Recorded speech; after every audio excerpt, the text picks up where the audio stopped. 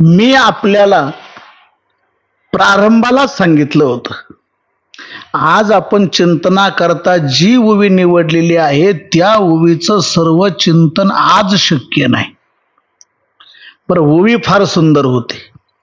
तरी झडझडोनी वहिला निघ, ये भक्तीची या वाटे लाग, जिया पावसी अव्यंग निजधाम माझ.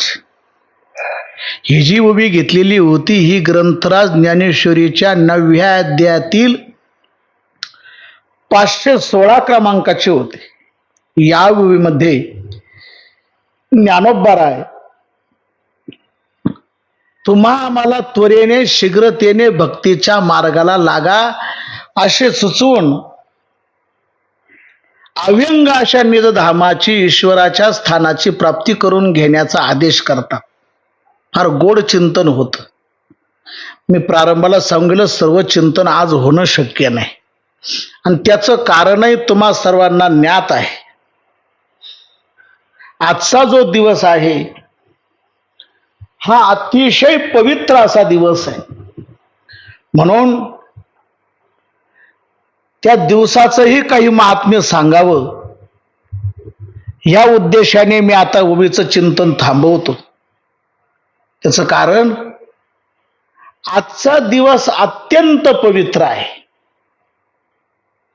पारमार्थिक साधकाने जी काही व्रते करायची असतात त्यापैकी जसे एकादशी व्रत अत्यंत महत्वाचे आहे, तसेच आजचे महाशिवरात्री व्रत अत्यंत महत्वाचे.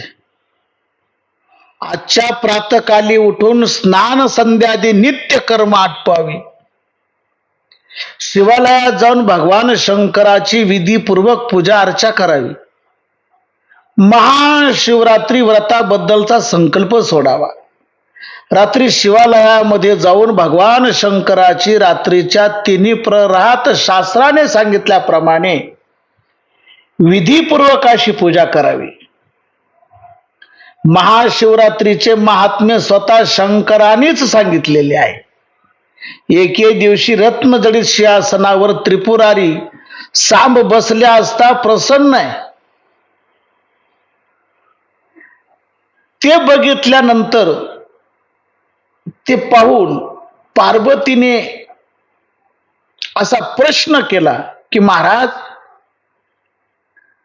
तेव्हा प्रश्न करी पार्वती आदरे, शिवा प्रती कर जोडनिया, सांगावा जे स्वामी आईसा इतिहास, गाता जोडे वास तुझे पायी. श्री भवानीचा प्रश्न ऐकून शिवपाने संतोषले, आनंद झाला व त्यांनी शिवरात्री व्रताचे महात्म्य यथासांग सांगितले. फार सुंदर कथा आहे. ऐका सावधान कथा शिवरात्री, पावन पवित्र तेही लोकी, भाव धरून आचरते जरी, वास शिवपुरी घडी त्यासे. उपवास आणि शिवाचे पूजन, रात्री जागरण विधियुक्त, एक पसा पाणी एक बिल्वदळ, पूजन केवळ सोपे बहु, नामा म्हणे करा नामाचा गजर, मुखी हर हर शब्द मात्रे. ही महाशिवरात्रीची कथा आपण पुढे सांगणारच आहोत. ही त्रैलोक्याला पावन करणारी आहे. म्हणून सावधान चित्ताने ती ऐकली पाहिजे. आजच्या दिवशी उपवास करून रात्री जागरण व विधियुक्त शिवपूजा केली पाहिजे. ज्याने त्याने आपल्या शक्तीनुसार शिवपूजा करावी. अगदीच निर्धन असला तरी एक पसा पाणी एक बिल्वदळ, पूजन केवळ सोपे बहु. फार साधन सामुग्री लागत नाही. एवढ्याने देखील भगवान शंकर प्रसन्न होईल. परंतु आजच्या दिवसाला नामाचा गजर सतत करावयास हवा. मुखी हर हर शब्द मात्रे, मुखाने हर हर महादेव शंभो म्हटले पाहिजे. शिवसहस्रनामात शिवाची जी 1000 नावे आहेत त्यात शिव हे अत्यंत कल्याणदायक आहे, म्हणून शिवनामाचाही जप करावा. शिवायचा शब्द कल्याणदायक, जानती भाविक साधुजन. शिव शिव असा नामोच्चार करीत रात्रीच्या 3 प्रहारात शिव सांप्रदायिक पद्धतीने पूजा करून 4थ्या प्रहाराला पूजा विसर्जन करावे. शिवाला नमस्कार करून घरी यावे व पारणे म्हणून शिवभक्त व ब्राह्मणांना व विशेषतः संन्याशाला आपल्या शक्तीनुसार भोजन घालून संतुष्ट करावे. नंतर आपण पारणे सोडावे. एवढंच आजच्या दिवसाला जसे शिवनामाचे महात्म्य आहे तसेच शिवध्यानाचे महात्म्य आहे. जो मनुष्य शिवाचे ध्यान करतो, भजन पूजन करतो, त्याला भगवान शिव आपल्या धामाप्रत कैलासाच घेऊन जातात व इहलोकी त्याला काम क्रोधादी शत्रूची बाधा होत नाही. असा थोडासा जप, ध्यान, पूजेने प्रसन्न होणारी देवता भगवान शिवासारखी दुसरी कोणी नाही. पुढे जी मी महाशिवरात्री महात्म्याची कथा सांगणार आहे ना, ती किराताने सहज घडलेल्या केलेल्या उपवासाने वाहिलेल्या बिल्वदळामुळे सकारण नसतानाही त्याचे कैलाशी आगमन कसे झाले हे आपल्याला आता या ठिकाणी आपल्याला ऐकायला मिळणार आहे. त्याचं कारणही तसं आहे. कैलासीचा देव भोळा चक्रवर्ती, पार्वतीचा पती योगीराज असा जो भोळा शिव शंभो, त्याचे पाय मी माझ्या चित्तात धरले आहेत असे नाथ महाराज म्हणतात. शिव भोळा चक्रवर्ती, त्याचे पाय माझे चित्ते. जो ज्ञान चक्रवर्ती भोळा असा भगवान शिव आहे, त्याचे पाय माझ्या चित्तात मी धारण केलेले आहेत. आपल्या वारकरी संप्रदायामध्ये, या भागवत संप्रदायामध्ये उपवासाचे फार मोठे महत्व आहे. त्याचप्रमाणे एका वर्षाच्या 24 एकादशी आणि 5 पर्वकाळ सांगितलेले. पर्व विशेष भागवत धर्मी, नृसिंह जयंती रामनवमी, वामन जयंती जन्माष्टमी, उत्तमोत्तम शिवरात्र.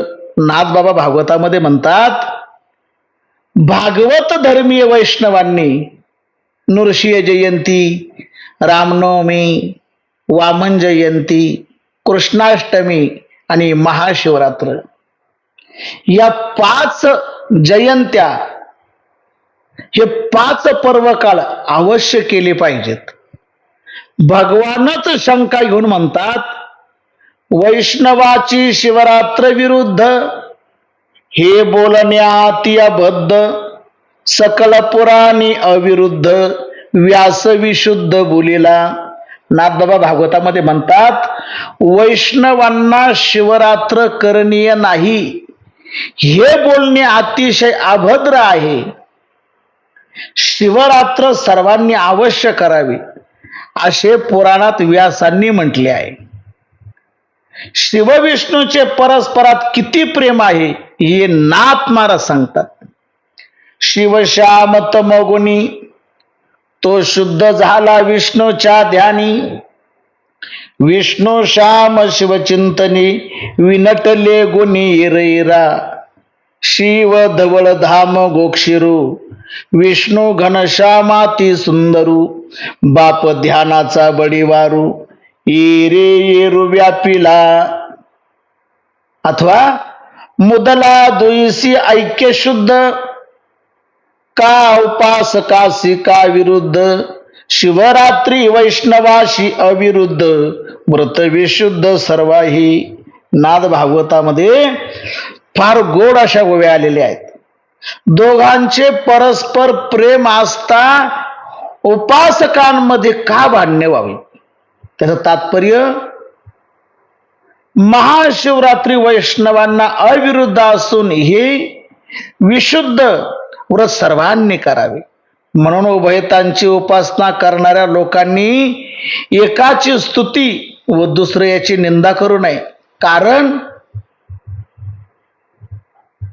अशी शास्त्र वचने नाथ महाराजांच्या डोळ्यासमोर होती. म्हणून ते वैष्णव असून भगवान शिवाचे ध्यान चिंतन करतात व म्हणतात की शिव भोळा चक्रवर्ती त्याचे पाय माझे चित्ते. आपण थोडक्यात आता महाशिवरात्रीच्या कथेकडे वळू, कारण आपल्याकडे वेळ कमी आहे.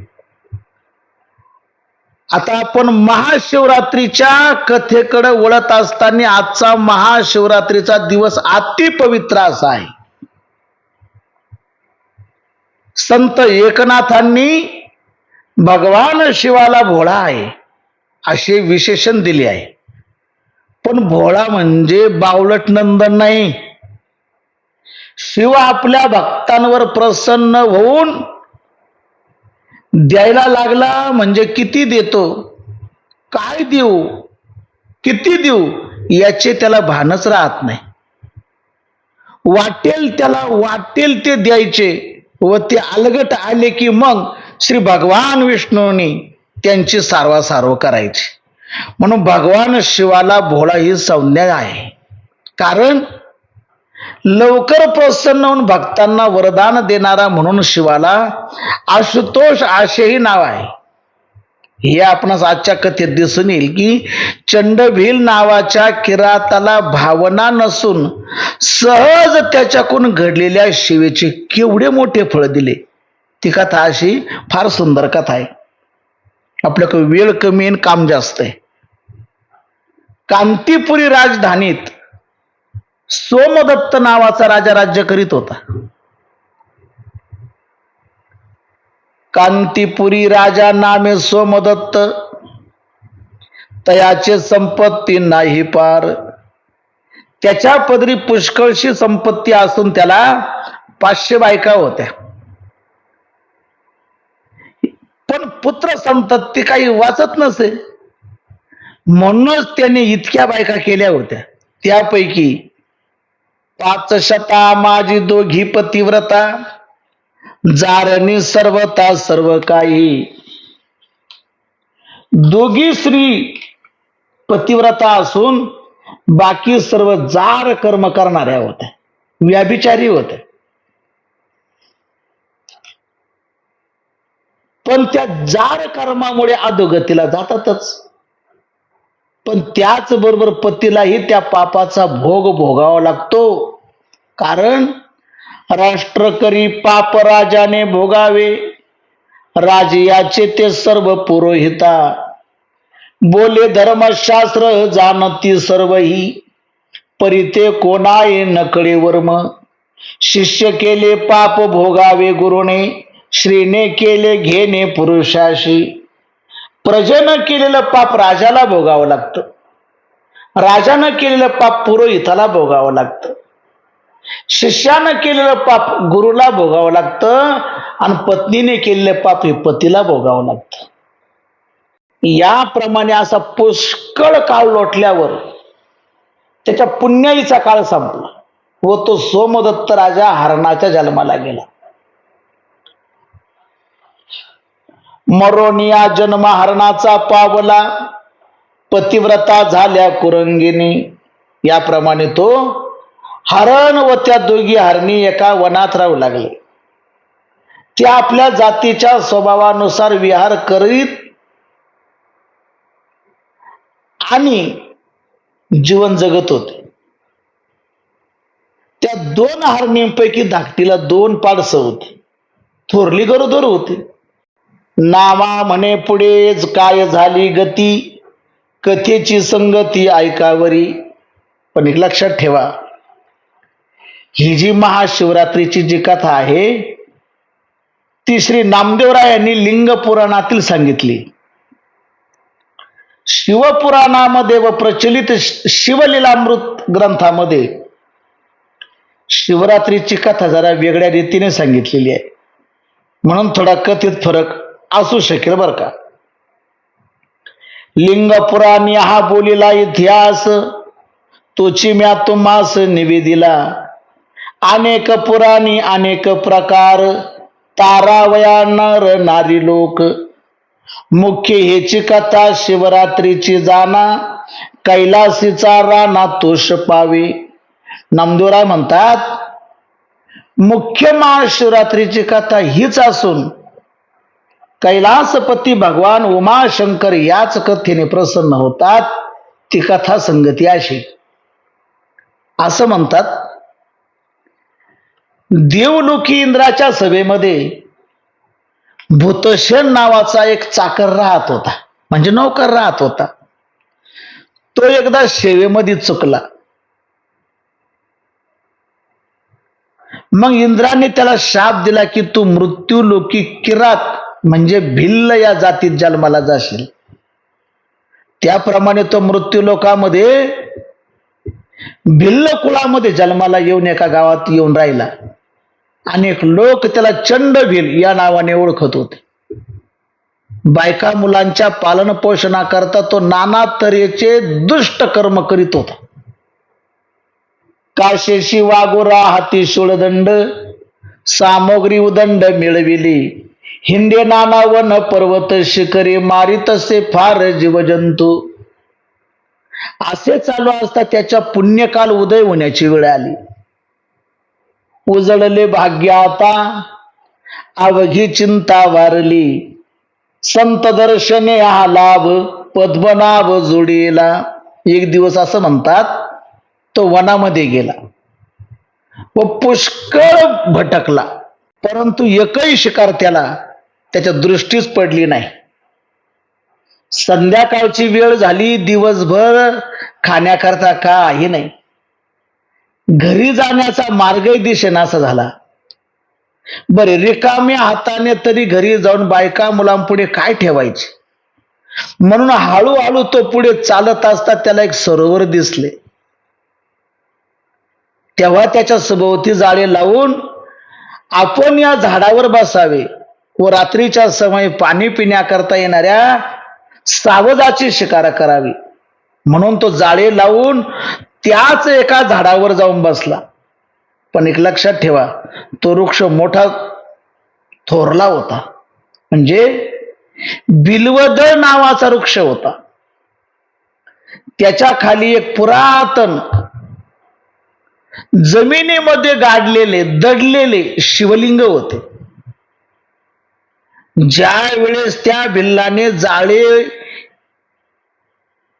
सरोवराच्या बाजूने टाकले, ते सरोवर दिसावं, ते जाळही दिसावं म्हणून त्या झाडावरच्या फांद्या डोळ्याआड येणारी बिल्वदळ तो तोडीत असे. डोळ्याआड आली म्हणून या तोडी, अंतर्यावडी आमिषाची. दिवसभराचा उपवास घडलेलाच होता. खाली शिवलिंगावर जवळजवळ त्या झाडाची तोडलेली 1,00,000 बिल्वदळ टाकल्या गेली, म्हणजे वाहिल्या गेली. लक्षवरे बिल्वदळे माथा वाहे, आनंद न समाये महादेवा. बहुता काळाचे तेथे एक लिंग होते, भूमिभाग होनिया. भोळा महादेव तेने संतोषला, म्हणे करी मला कोण पूजा. थोड्याच वेळाने एक हरिण म्हणजे मृग सरोवरामध्ये पाणी पिण्यास आला असताना तो त्याच्या जाळ्यात अडकून पडला. लगेच भिल्लाने धनुष्याला बाण लावला व धनुष्याची दोरी ओढणार इतक्यात त्या ठिकाणी एक हरिण पाणी पिण्याकरता आली आणि पाहते तो पतिराज जाळ्यामध्ये अडकून पडलेला आहे. एकमेकाची नजरानजर होताच त्या हरणीला अत्यंत दुःख झाले व ती आपसामध्ये माणसासारखी बोलू लागली. पण ते पाहून तो पारधी चंडभिल आश्चर्यचकित झाला. ती दोघे शास्त्र चर्चा करत होती की भोग कोणालाही चुकत नाही. काळाची उडी पडली असता या संकटातून वाचवणारा फक्त एकच आहे, आणि तो म्हणजे शिवशंकर उमापतीच. तोच या संकटातून सोडवू शकतो. यापेक्षा जगात दुसरा कोणीही या पाशातून सोडविणारा नाही.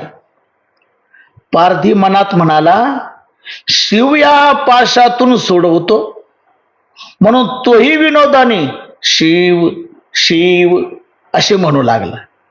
ही रानातील रानवटी जनावरे असून किती ज्ञानाच्या गोष्टी करतात, म्हणून त्याला आश्चर्य वाटले व बाण सोडण्याचे त्याने काही काळ जरा स्थगित केले. परस्पर एकमेकाशी मृग बोलत असता दुसरी हरणी तेथे आली. दुसरी जे होती गर्भीन कुरंगी, तेही लागवेगी आली तेथे. मग हा प्रकार पाहून तिच्या डोळ्यातून अश्रू वाहू लागले व ती विलाप करून जाळ्यामध्ये पडण्याची इच्छा करू लागली. तेव्हा धाकट्या सवतीने तिला उपदेश केला की मी पतीबरोबर सगमन करते, तुम्ही गरोदर आहात. जे 2 पाडसे माझी घरी आहेत त्यांचे तुम्ही पालन पोषण करा. तेव्हा ती थोरली हरीण म्हणते, पट्टाची मी राणी वडील मानाची, जे गती मृगाची तेची मज, जाई न सांगा ते न सोडी संगती, निश्चय हा चित्ती दृढ केला. तुझे बाळे घरी कष्ट ती क्षुदेने, जाई वेगी स्तन पाजी त्यासी. इतक्या ती दोन्ही पाडसे त्या ठिकाणी आली. मग तर त्यांच्या दुःखाला पारावारच राहिला नाही. ही संधी पाहून तो चंड भिल नावाचा भिल्ल त्यांच्यावर घाला घालण्यासाठी वृक्षाखाली उतरला. ही 5ही हरीण भयभीत झाली. तेव्हा वडील हरीण त्या भिल्लाच्या पायाला लागून विनंती करती, वाचा फुटली. ती म्हणते की माझे पती तृषेने पीडित होऊन तहानेनं व्याकुळ होऊन पडलेले आहेत, त्यांना पाणी पिण्याकरता सोड व त्याच्या आधी मला मार. मला अयोपणे मारून स्वर्गास पाठवलं ना तर तू सुखी होशील. इतक्यात दुसरी हरीण म्हणाली, दादा आम्ही सगळे जण तहानेने पीडित आहोत, पतीला सोड व सर्वांना पाणी पिऊ दे, मग तुझ्या मनाला येईल तसं कर. नामा म्हणे भिल्ल विसरला घात, राहिला निवांत त्यांच्या बोली. या सर्वांचे वाक्य ऐकल्यानंतर तो चंडभील शांत झाला. जर मी तुम्हाला पाणी पिण्याकरता सोडले व तुम्ही पळून गेला तर मग काय करायचं. तेव्हा त्या हरणी म्हणू लागल्या, जर तुला आमचा विश्वास नसेल तर तू म्हणशील तशी शपथ घेण्याचा आम्ही तयार आहोत. जर आमचा हा देह परोपकारी पडत असेल तर यापेक्षा अधिक पुण्य ते कोणते. परोपकारी पडत असे देह, लाभाता काय वाचोनिया, भुकेली अन्न तानेल्या जीवन, पुण्याशी कारण इतकेची. 5 जणी तुझ ओपिले देह, यालाही संदेह न धरावा. इथं पर तुला विश्वास नसेल तर त्या हरण म्हणतात, हरणी सांगे काही कर्म विपकासी, आयशा आयशा दोषी होऊ आम्ही. इतक्या शास्त्राच्या चर्चा त्या ठिकाणी सुरू झाल्या. तुला फसून आम्ही गेलो तर पतनाला जाऊ, नरकामध्ये आमचे वास्तव्य होईल. एक लक्षात ठेवा, गुरुचा मालकाचा द्रोह करणारा, तसेच विश्वासघात करणारा, परद्रोही, परनिंदकान यांना जी गती प्राप्त होते तीच आम्हाला होईल. पंक्ती भेदकांना, अतीत अभागताची पूजा न करणाऱ्यांना जी गती प्राप्त होते तीच गती आम्हाला प्राप्त होईल. असा शपथविधी करून त्या मृगांनी त्यास असे म्हटले, न करू आम्ही तैसे घेई आता भाक, अंतरी निशंक झालो सर्व, तुम्हा साक्षी असे सदाशिव, येथे तुझा भाव धरू नको. पिओनिया पाणी न येऊ तुझ पासी, तरी घडो आम्हा सर्व पापे. या शास्त्र सांगत असताना याप्रमाणे त्या किराताची प्रार्थना केली असता त्याचे अंतःकरण द्रवले गेले व तो म्हणाला, तुम्ही वनातील वनचर असून धर्मशास्त्राचा सार सांगतात. असे म्हणून त्यांच्या डोळ्यातून प्रेमाश्रू वाहू लागले. ज्या अर्थी त्यांनी सदाशिवाची आण वाहिलेली आहे, शपथ घेतलेली आहे, त्या अर्थी तुमच्या पतीला बंधनातून मी आता मुक्त करतो. पारद्याशी तेव्हा दाटला गहीवर, लोटले अपार प्रेमाश्रुत्या. जीवदान दिले जावे तुम्ही आता, न करावे चिंता काय येथे. इंद्राचा मी दूत चुकलो शिवेशी, या लागी जनासी आलो आजाना. तुमच्या बोलण्याने माझे अंतःकरण संतुष्ट झालेले आहे. असे म्हणून त्याने त्या मृगांना जाळ्यातून काढून मुक्त केले असता ते पाचही हरणे पाणी पिऊन पारध्याजवळ आली. तू भुकेलाय, चटकन शस्त्र घेऊन आमचा वध कर. पण आम्हाला असं वाटतं, इतके ओझे तुला घरी नेता येत नसेल तर आम्ही तुझ्या घरी येतो, तू तेथे आमचा वध कर. हे ऐकून सत्यत्व देखोनी म्हणतो पारदी, तुम्हासी नवदी जावे आता. हे मी तुम्हाला मारणार नाही, तुम्ही आता जा. तुम्ही सत्यवादी आहात, तुमचा मी वध करू इच्छित नाही. तुम्ही आपल्या स्वस्थानी जावे. तेव्हा ती सावजे म्हणाली, आम्ही भगवान सदाशिवाची शपथ घेतलेली आहे, आता आम्हाला तू जिवंत ठेवू नकोस. तोही म्हणाला, मी तुम्हाला सदाशिवाची शपथ घेऊन सांगतो की मी तुमचा वध करणार नाही. असा उभयतांनी सदाशिवाच्या नावाचा उच्चार केला असता आशुतोष भगवान शंकर प्रसन्न झाले. कारण आधीच कृपाळू भोळा महादेव जाणीतला भाव कुरंगाचा. कृपा केली देवी मांडीला सन्मान, धाडिले विमान दुता हाती. अगोदरच कृपाळू भोळा महादेव त्याने त्या कुरंगांचा म्हणजे हरणाचा भाव जाणून त्यांच्यावर कृपा केली. देवानी त्यांच्या सन्मानार्थ दुता हाती विमान पाठवलं. अत्यंत सुशोभित असे विमान पाहून सर्वजण आश्चर्यचकित झाले. इतक्यात त्या पाचांचे दिव्य देह झाले व त्यांना दूतांनी विमानात बसण्याची आज्ञा केली. दिव्य देह झाले पाचाचे ते काळी, विमाने बैसली लागवेगे. तेव्हा तो किरात दूतांना म्हणाला, अहो मला नेत नाही, मग मी काय पाप केलं. दूती तया केला उपदेश. तेव्हा त्या दूतांनी किराताला म्हणजे त्या चंडभिलाला उपदेश केला की बाबा रे, आज शिवरात्रीला तुला उपोषण घडले असून शिव जागरण झाल्यामुळे तुझा सर्व दोष नाहीसा झाला, तुझे सर्व पाप नाहीसे झाले. फक्त एक कर, उद्या पहाटे पारणे सोडून शिवभक्त हो. आशापाशी चित्त गुवू नकोस. अखंड कीर्तन शिवनामाचे करी, तेने मोक्ष पुरे पावशेल. पुढीला शिवरात्री नेव कैलासाशी, सांगून या त्याशी गेले वेगी. याप्रमाणे पाचही लोक कैलासात गेलेले पाहून व आपणासही पुढच्या वर्षी नेव असे आपल्याला आश्वासन दिले आहे म्हणून तो वर्षभर शिवनामाचे चिंतन करीत असे. पण बघा, पुढच्या वर्षाला दुसरी महाशिवरात्र आली तेव्हा काय घटना घडली. दुसऱ्या शिवरात्री पूजिले शंकरा, करोनिया बरा भाव शुद्ध. वाहनी वाहुनिया स्वस्ताने स्थापिला, येथून संपला कथा भाग. याप्रमाणे त्याने भगवान शंकराचे शुद्ध भावाने शिवरात्रीस पूजन केल्यावर त्यालाही दूत कैलासात घेऊन गेले. येथून या संपला कथा भाग. याप्रमाणे लिंग पुराणात आलेला कथा भाग श्री नामदेव महाराजांच्या अभंगातून मी आपणास निवेदन केलेला आहे. आजच्या या महाशिवरात्री कथेची फलश्रुती नामदेवराय सांगतात. शिवरात्री कथा धन्य जे ऐकती, इच्छिले पावती सर्व काही.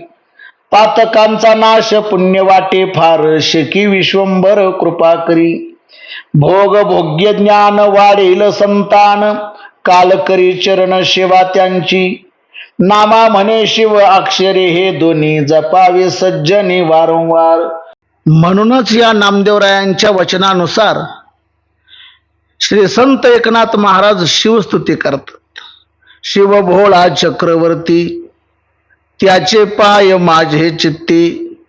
आपल्याला कामक्रोधाची बाधा चुकवून चहुपुरुषार्थाची प्राप्ती करून घेणे अवश्य असल्यामुळे आपण देवाचे भजन, चिंतन, मनन सतत करत राहावे. ह्याच विषयावर आपण बोलत राहिलो तर खूप बोलण्यासारखं आहे, पण आपली प्रवचनाची वेळ संपून गेलेली आहे. म्हणून याच ठिकाणी मी माझ्या शब्दाला विराम देतो. पुंडलिक वरदा हरी विठ्ठल श्री ज्ञानदेव तुकाराम पंढरीनाथ भगवान की जय. विठ्ठल विठ्ठल विठ्ठल विठ्ठल.